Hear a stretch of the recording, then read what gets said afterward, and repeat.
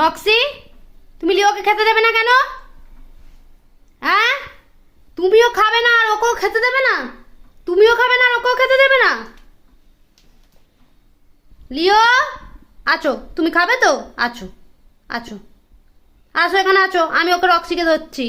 আচ্ছা লিয়া, আছো এখানে আছো, এ নাও এ নাও আমার কাছে আচ্ছা। এ নাও কই গেলে? এ নাও এ নাও, তুমি খাও। সর, তোকে মার দেবো কিন্তু রক্সি, সর। হ্যাঁ খাও, তুমি খাও, তুমি খাও।